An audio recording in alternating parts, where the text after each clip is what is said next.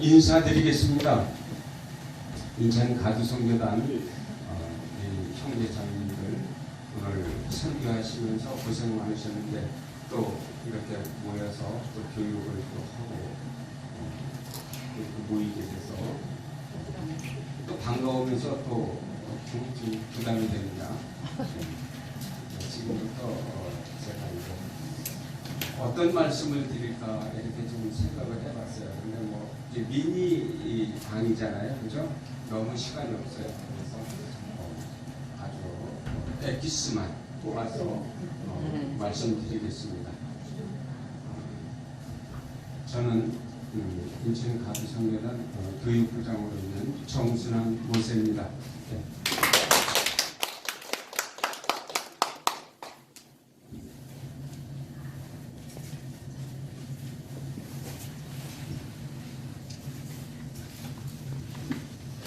예, 선교하시느라고 고생하셨습니다. 이 선교는 저희들이 늘 가슴 속에 또 이렇게 간직하고 이렇게 하지만 참 어려운 것 같아요. 우리 110개 본당인가 이렇게 있는데 인천교회에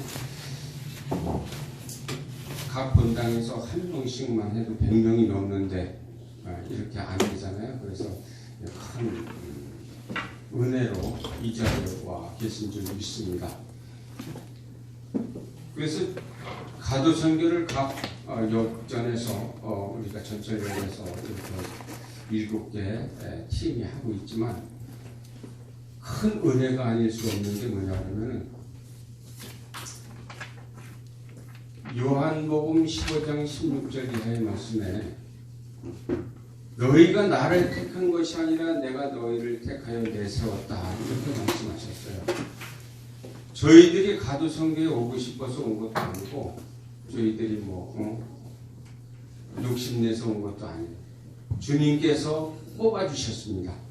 그래서 이 자리에 이렇게 앉아있고 우리가 각 전철역에서 주님의 말씀을 전하고 있습니다.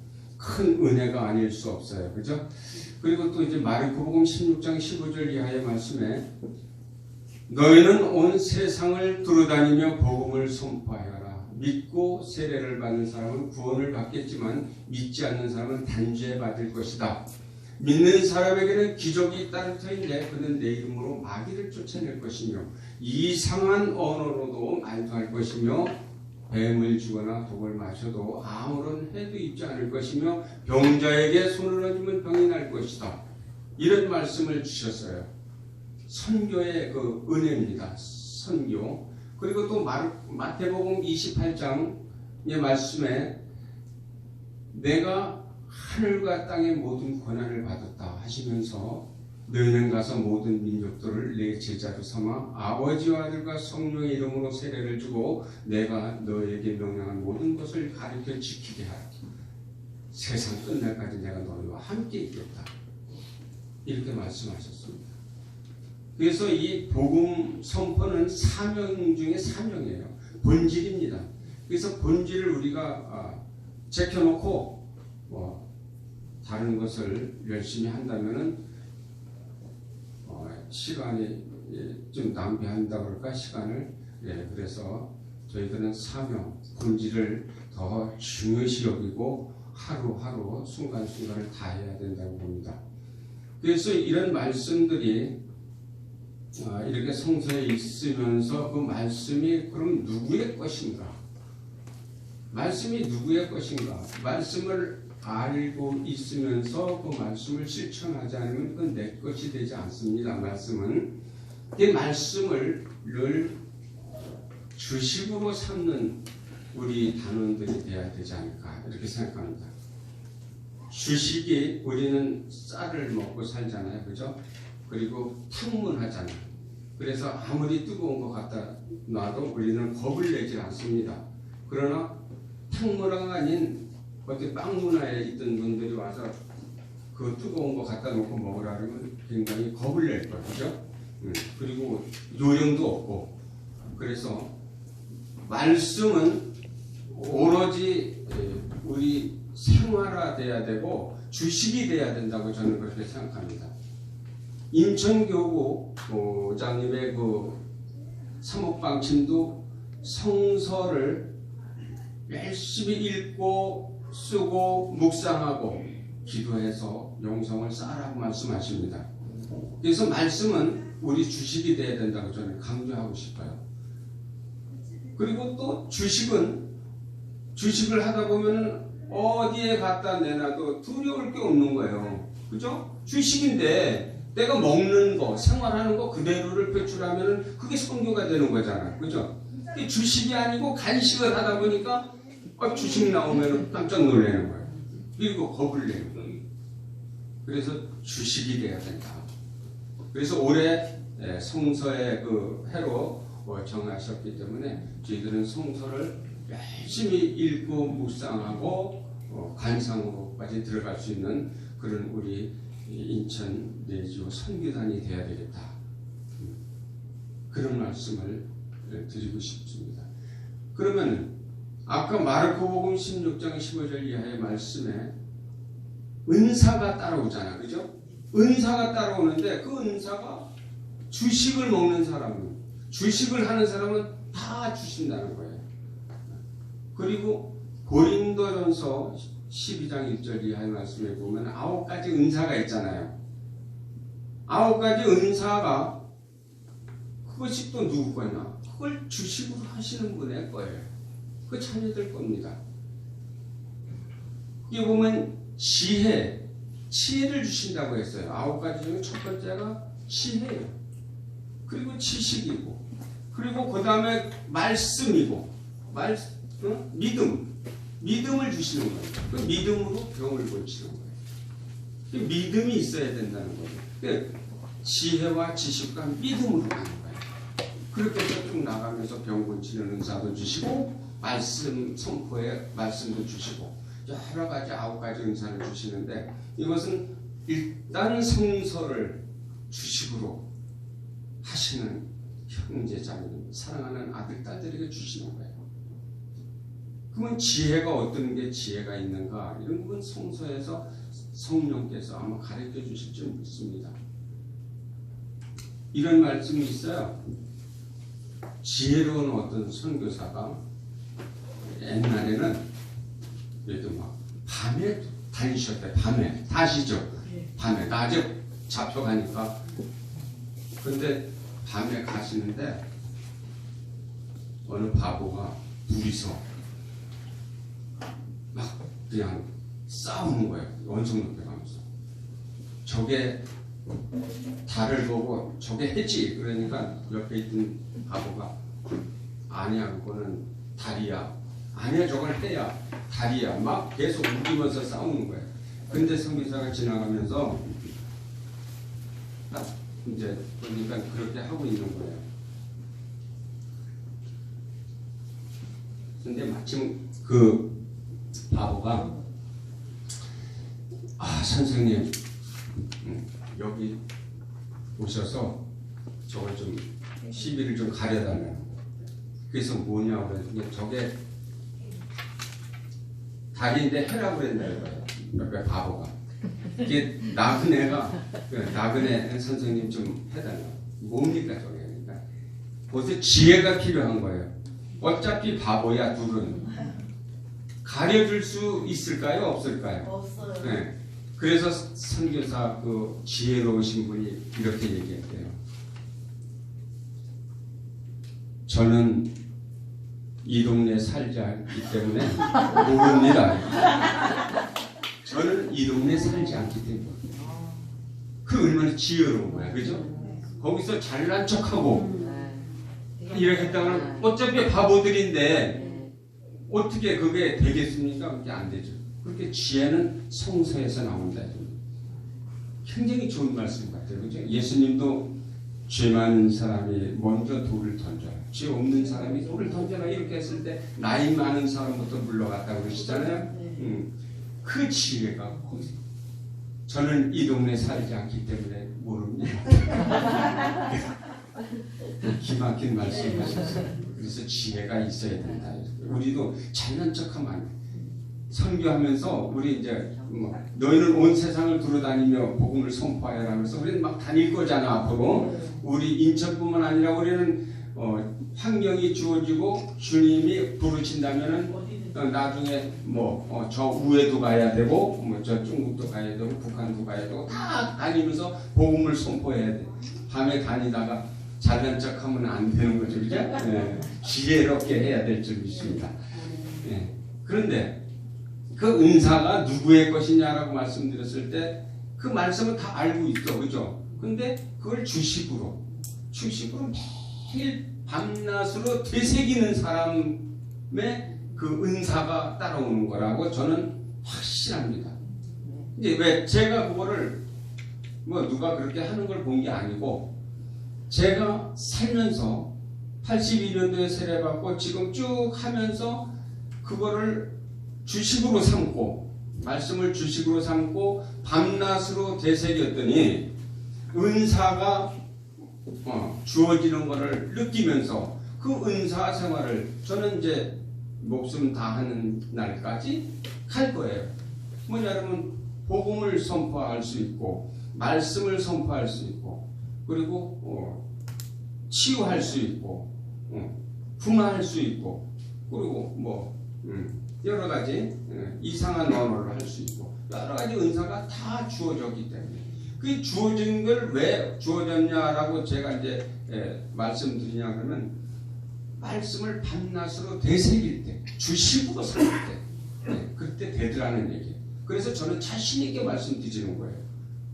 그러면 그 주식으로 삼을 때 이 주어지는 은총과 은사가 그 시편 1편 1절 이하에 밤낮으로 되새기는 사람은 행복하다라고 말씀하셨어요. 그는 시냇가에 심어진 나무와 같이 잎이 시들지 않는다. 제때 열매를 메고 항상 하는 일마다 잘 될 것이다 이렇게 말씀하셨어요. 그러니까 말씀을 주식으로 삼는 게 맞는 것 같아요. 이게 제가 늘 행복 옛날에는 행복이 뭔가라고 생각했어요. 그러나 말씀을 되새기면서 말씀 안에 살다 보니까 행복이라는 걸 알게 됐어요. 가진 것 없고 무슨 지위나 어떤 권력이나 이런 거 없어도 늘 행복해. 그리고 그분들을 위해서 기도할 수 있는 능력이 있으니까 좋잖아요. 그분들이 아프면 기도해 주는 거예요.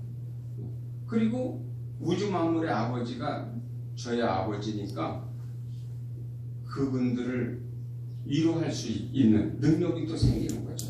그래서 너무 좋더라니까요. 그래서 행복은 그리고 또 마음에 가득 찬 것은 얼굴로 표출된다고 해요. 그런데 가슴에 마음속에 근심 걱정으로 가득 찬다 이러면은 이거 뼈가 마른다고 잠언 22장 17절에 나오잖아요. 그죠? 근심 걱정은 뼈가 마른다. 그러나 항상 기쁘고 늘 감사의 삶을 살면 알텐병도 낫는다. 이런 말씀을 기억하면서 늘 기쁘게 감사하게 살 수 있는 그 마음이 있다 보니까 누가 왜 그렇게 뭐라 그럴까? 근심 걱정을 안 하고 사느냐? 저보고 그런 질문도 하는 사람이 있어요. 그 근심 걱정을 내가 왜 하냐고 그랬어요. 물론 근심 걱정이 없을 수는 없겠지만 될 수 있는 대로 근심 걱정 안 하고 주님께 맡기는 거죠. 주님께 모든 걸 맡기고 생활할 때 평화가 아주 하느님의 가장 큰 평화가 선물이 평화잖아요. 부활하셔서 나타나셔서도 너에게 평화가 있기를. 그리고 예수님 세례 받으실 때도 내 사랑하는 아들, 내 마음에 드는 아들이다라고 말씀하시면서 또 예수님 탄생하실 때도 하늘 높은곳에는 하느님께 영광, 땅에서는 그가 사랑하는 사람들에게 평화 이렇게 말씀하셨어요. 이 평화가 얼마나 중요한지 몰라요.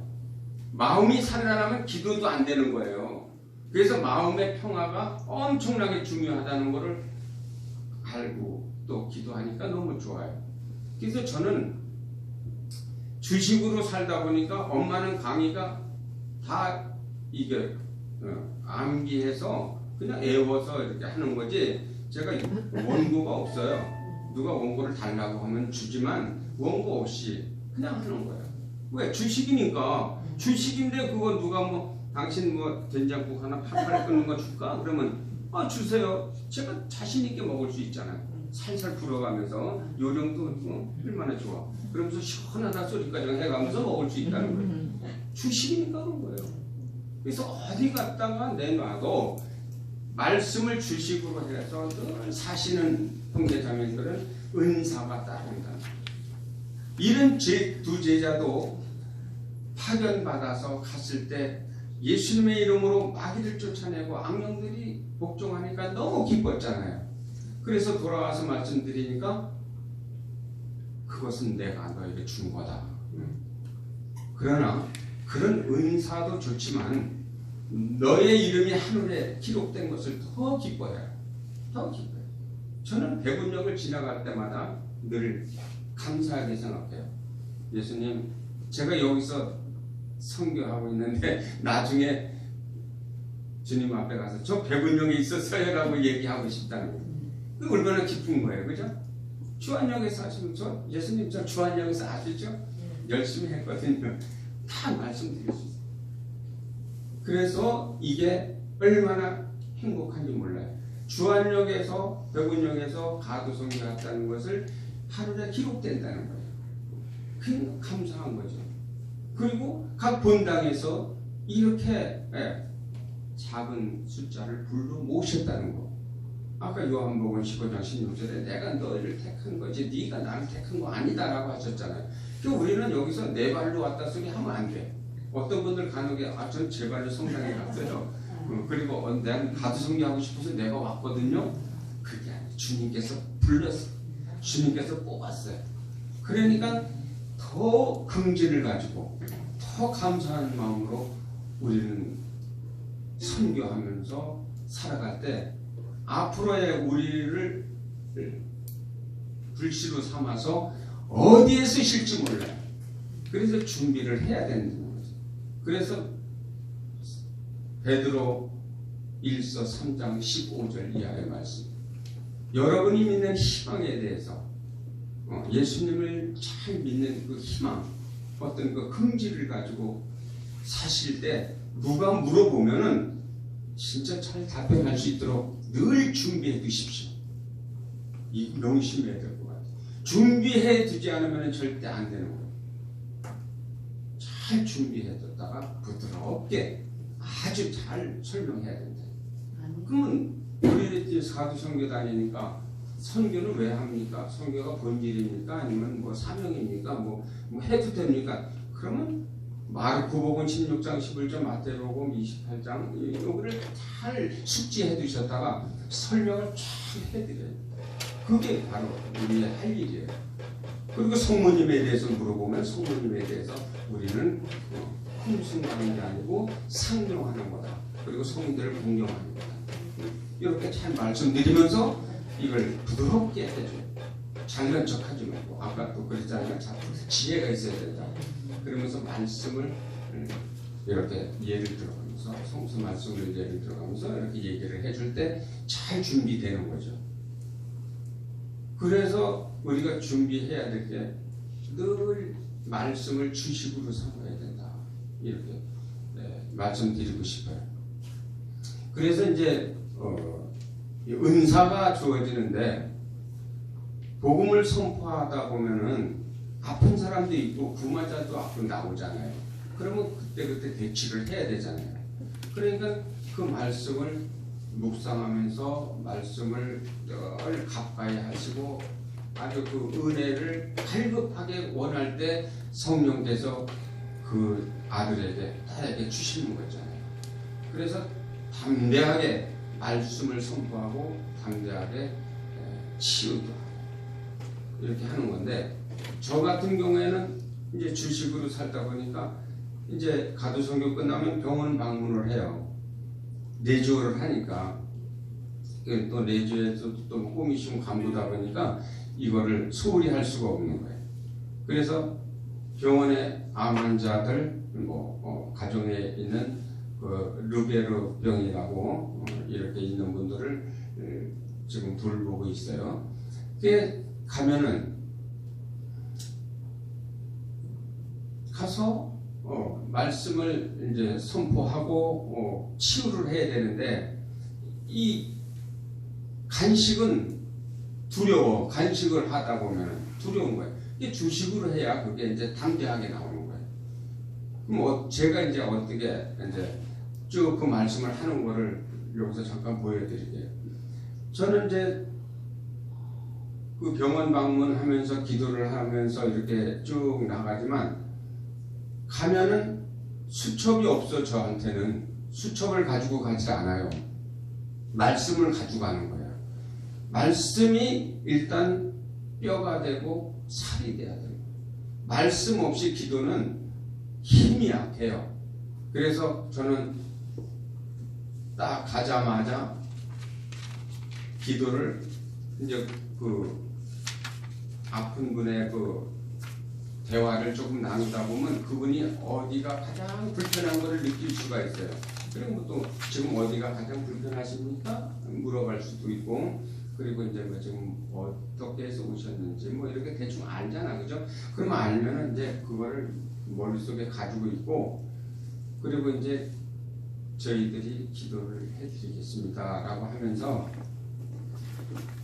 손잡고 하든지 그냥 하든지 사람들이 이렇게 서서 주여 임하소서를 딱 합니다. 이거는 너무나 다 알고 있는 아주 이 성가기 때문에, 그리고 예수님이 오셔야 뭔 일이 돼 또. 그 주여 임하소서를 2절까지만 다 하고, 그리고 주님의 기도도 성서 말씀이니까 주님의 기도를 선포하고, 성모성까지 또 성서 말씀이니까 또 선포하고, 그러고 나서는 우리가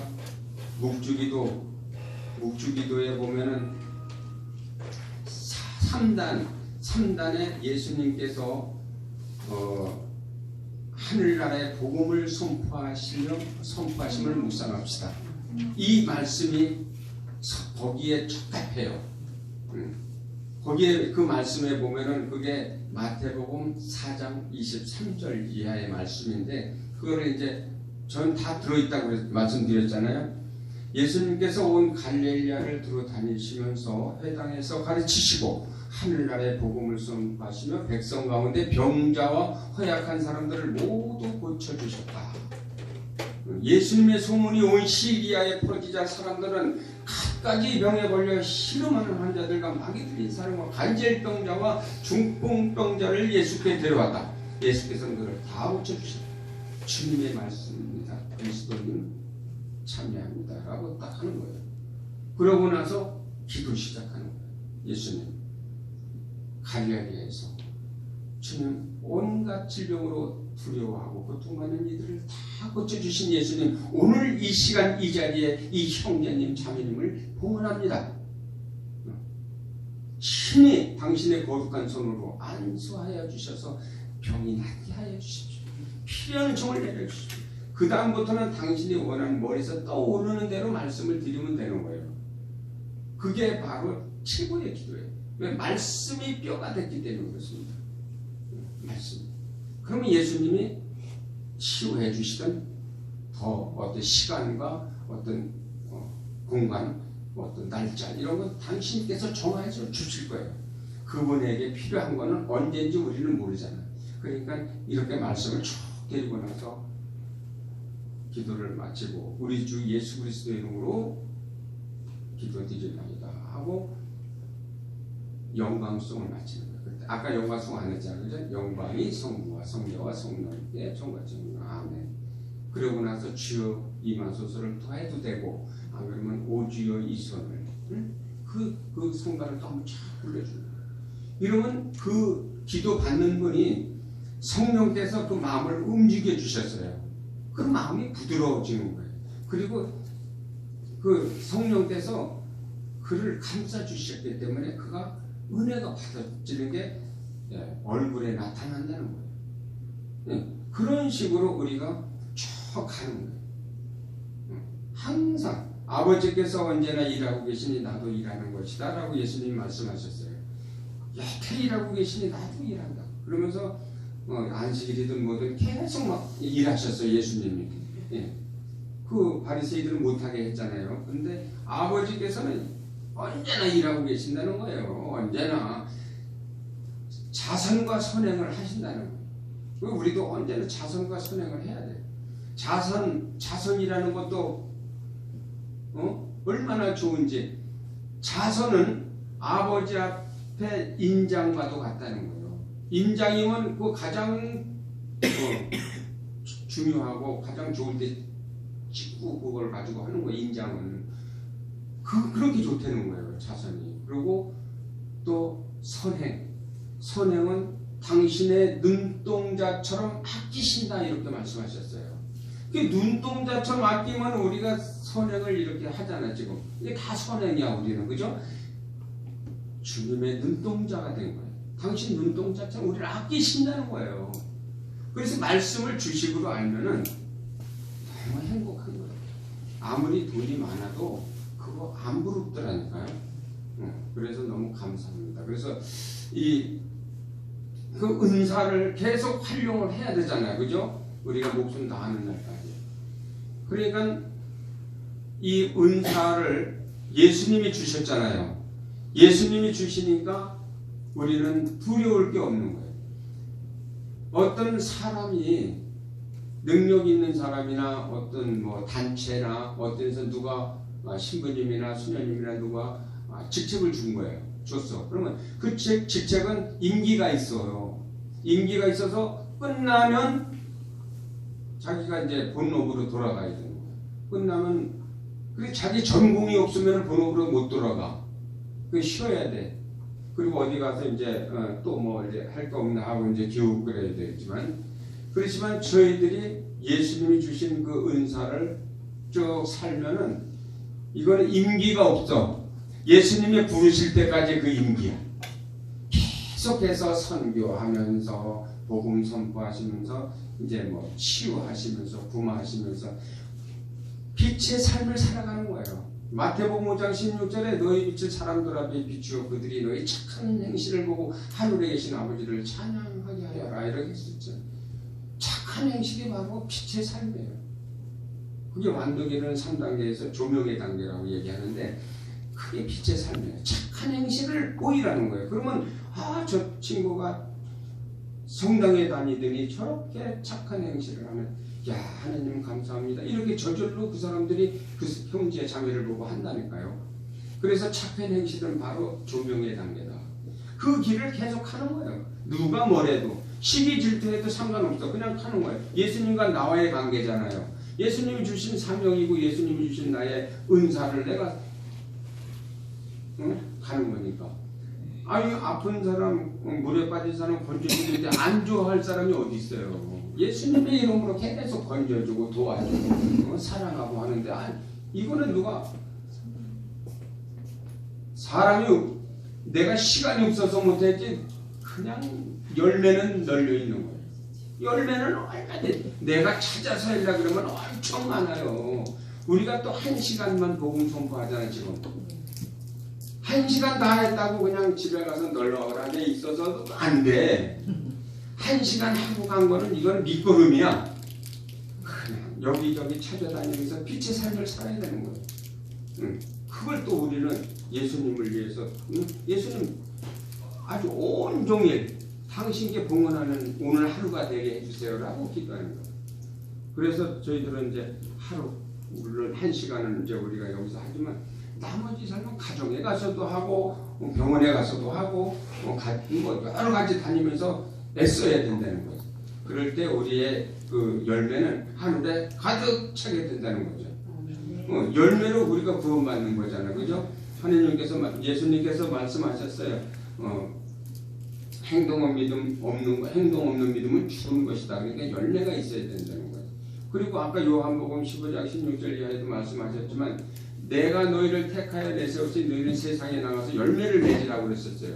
그러면 아버지께서 너희가 청하를 다 들어주신다고 했어요. 열매 맺고 나서 청하라는 거예요. 들어주신다고. 열매도 안 맺고 일도 안 하고 누가 월급을 줘요. 세상 사람들도 그렇게 안 주는데 아버지께서는 더 정확하게 하시죠. 일해야 된다는 거지. 열매를 맺어라. 세상에 나가서. 그러면 너희가 청하는 것이 무엇인지 내가 들어준다는 거지. 그래서 우리는 먼저 열매를 맺는 훈련을 해야 되고, 너무 좋잖아요. 우리 성도가. 그래서 이거를 계속하면은 열매 맺고, 또 아버지께서 우리가 궁금하고 우리가 부족한 거는 다 채워주신다는 거예요. 그래서 이제 뭐 열매에 대해서 또 나오지만, 또 갈라디아서 5장 6장인가 거기 보면 성령의 열매가 있고 육정의 열매가 있어요. 성령의 열매를 맺어야 된다는 거지. 사랑, 기쁨, 평화, 인내, 온유, 절제, 뭐 이런 9가지 성령의 열매가 있어요. 그 열매를 우리가 매일 갈급해야 돼. 그러면서 육정의 열매를 끊어버리는 게 바로 조명의 단계, 첫 단계에서 끊어버리는 거예요. 육정의 열매가 우리가 세례 받기 전에 다 가지고 있잖아요. 시기, 질투, 교만, 탐욕, 이런 거, 분노, 이런 거 끊어버려야 된다는 거지. 육의 열매는 죽는 거라는 거예요. 거기서도 갈라디아서 5장 16절에도 거기 보면 육의 열매는 바로 죽음의 길이라는 거예요. 그런데 그거를 찾아다니려고 우리는 애쓰는 그런 실수도 한다니까요. 그죠? 그 주님 앞에 실수하는 거예요. 그러니까 그거는 이제 자주 회개하면서 오로지 성령의 열매를 맺을 수 있도록 주님 축복해 주십시오라고 기도하고, 육정의 열매를 끊어버릴 수 있도록 해달라고 기도해야 된대요. 그래서 기도하는 거는 우리가 은사의 첫 단계예요. 믿음이 생기려면 기도해야 된다는 거죠. 그래서 말씀을 주식으로 살다 보면 기도를 저절로 하게 돼. 예수님을 알게 됐잖아요. 에레니모 성님께서 말씀하셨대요. 성서를 모르면 예수님을 모르는 거다. 성서를 모르면 예수님 모르는 거야. 이게 얼마나 중요한지 몰라, 성서가. 그리고 요한 바오로 2세 교황께서 살아계실 때 전 세계의 주교님과 성직자, 수도자, 평신도들에게 보낸 교서가 있잖아요. 그 교서에 보면은 묵주기도에 대해서 정확하게 말씀하셨어요. 묵상과 감상 없는 기도는 영혼 없는 육체와 같다. 이게 얼마나 무서운 얘기예요. 우리가 그냥 섣불리 그냥 막 기도하면은 묵상하고 관상으로 들어가지 않으면 안 된다. 영혼이 없는 육체는 뭐야 그게? 죽은 거잖아. 그죠? 이게 안 되는 거예요. 그래서 교황님께서도 말씀을 묵상하고 외우고 읽고, 그리고 묵주기도 할 때 각 단마다 신비를 묵상과 간상으로 들어가라는 거예요. 그렇게 해야 그 기도가 살아있는 기도가 되면서 성모님께서 가장 기쁘게 받으시고 은총이 풍부하고 축복의 근원이 되면서 나의 악습이 떨어져 나가는 그런 훌륭한 기도가 된다, 이런 말씀을 하셨어요. 그래서 묵주기도 하나만 가지고도 우리가 하루 피정을 할 수가 있어요. 20단 가지고. 그리고 그 말씀을 가지고 축복의 근원이 될 수가 있고, 구원의 역사를 요약해 놓았기 때문에 환희의 신비서부터 영광의 신비까지는 이게 성서를 통틀어서 말씀하신 거예요. 그 말씀을 아까 베드로 1서 3장 15절에 잘 준비해 두십시오. 묵주기도에 대해서 누가 물어보면 그냥 말씀으로 20단을 쫙 얘기해버리면 그는 진짜 내가 잘못 알고 있었구나, 그렇게 생각하면서 개신교든 어떤 누구든 그게 염주라고 생각을 안 한다니까. 저분은 진짜 성서를 갖고 다니는구나, 저기에 성서가 다 들어있구나, 구원의 역사가 들어가 있구나. 야, 너무너무 훌륭한 기도. 교황님께서도 묵주기도보다 더 뛰어난 기도는 없다. 이렇게 말씀하셨으니까 이 말씀으로 요약했기 때문에 그렇게 되는 거예요. 이 말씀이 빠져버리면 힘이 약해. 그래서 묵주기도에 대해서 뭐 말씀드리자고 하면은 엄청나게 제가 체험이 많이 있습니다. 한 10년 동안 이 묵주기도를 20단을 쭉 각 단마다 외워가지고 이제 중환자나 이렇게 부마자들 마귀가 들렸다는 거 부마라 그래 들렸다. 그래서 그런 데 가서 부마할 때 이 묵주기도를 심한 사람은 해줘요. 안수호보다도 묵주기도를 말씀으로 합니다. 그러면 한 단 한 단 말씀이 선포될 때마다 굉장히 괴로워해요. 사탄이. 그러다가 제가 고통의 신비할 때 고통의 신비 5단 예수님께서 십자가에 못 박혀 돌아가심을 묵상합시다. 마태복음 27장 45절을 딱 하니까 그냥 뒤로 자빠지면서 이 실체가 드러나는 거예요. 그래서 거기서 이제 대화를 하는 거잖아요. 넌 누구고 언제 들어왔고 넌 나가야 되고 안 나가면 어떻게 되는 거를 이제 쭉 심령기도 하면서 이제 유도를 해서 나가게 하는 거죠. 그래서 이 말씀이 얼마나 능력이 있고 힘이 있는지 저는 체험을 많이 했어요. 그래서 그 말씀이 살아있고, 그죠? 히브리서 4장 12절 이하의 말씀에 하느님 말씀은 살아있고 힘이 있으며 어떤 쌍날 칼보다도 더 날카롭다. 감추어진 것을 드러나게 뼛속까지 골수를 찌우겠다는 거예요. 그리고 그 안에 있는 거 다 드러나 보인다는 거예요. 우리는 주님 앞에 감추어지는 거 하나도 없어. 고백성사 할 때 수치스러워도 싹 얘기해야 돼. 그냥 다 드러나. 하느님 말씀은 살아있기 때문에. 그러니까 어설피 뭐 감춰놓고 성사 보고 이거 안 되는 거예요. 그냥 비린 몸이잖아요. 그냥 우리 그냥 다 까놓는 거예요. 하느님 앞에. 그게 바로 최고의 고백성사라는 거죠. 뭐 그냥 두리뭉실해가지고 안 된다는 거예요. 말씀이 살아있기 때문에. 그래서 사탄도 떠나가는 거예요. 그렇게 해서 묵주기도로 사탄을 내쫓은 그런 뭐 사례가 많이 있어요. 그럼 이제 아까 병자에게 손을 얹으면 병이 날 것이다 이랬잖아요. 그죠?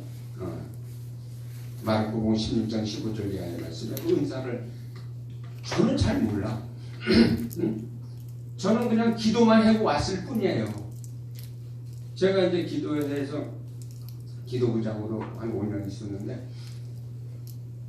여기서 한 10분, 20분 정도 갈 거리를 30분도 더 걸려서 온다는 자매님이 계셨어요. 왜냐하면 왜 그렇게 오냐면 걸음 걷기가 꽤 힘들어. 그분은 발목이 허벅지만 해. 무슨 병인지 이게 갑상선도 있고 그런데 몸이 자꾸 부어서 그런지 이렇게 다 다리도 커지고 다 커요. 그러면서 걷기가 그전에는 뭐 굉장히 걸었는데 점점 더 걷기가 힘들어지는 거예요. 나이 드시면서. 근데 기도회를 늘 오시더라고요. 근데 이제 뭐 그날도 예년과 다름없이 가서 기도를 해드렸어요. 다리를 이제 아프니까 다리를 만지면서 해드렸지. 그랬더니 그 다음 금요일날 오셔서 그분들이 얘기하니까 아는 거예요. 그날 치유를 받았다는 거예요. 뭐라고 말씀하시냐 그러면 모세 형제님이 와서 다리를 만지면서 기도해 줬는데 다리가 막 시원하면서 막 전기 같은 게 막 근데 느낌이 엄청나게 좋더라는 거예요. 근데 그날 올 때 30분 걸려서 왔지만 갈 때는 정상적으로 갔대요.